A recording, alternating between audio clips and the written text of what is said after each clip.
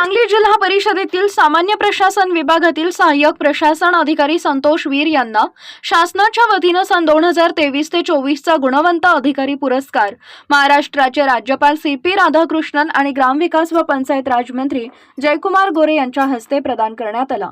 यावेळी ग्रामविकास व पंचायत राज राज्यमंत्री योगेश कदम, ग्रामविकास विभागाचे प्रधान सचिव एकनाथ डवले, कोकण विभागीय आयुक्त डॉक्टर विजय सूर्यवंशी यांच्यासह अन्य मान्यवर उपस्थित होते। वीर हे 2000 सालापासून जिल्हा परिषद सेवेत कार्यरत आहेत।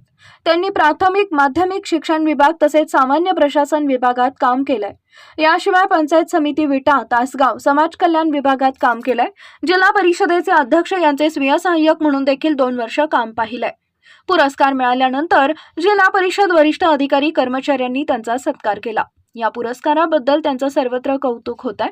संतोष वीर हे कुंडलचे सुपुत्र व पुणे इथं भारती विद्यापीठ परिवारातील राजाराम वीर सर यांचे बंधू आहेत।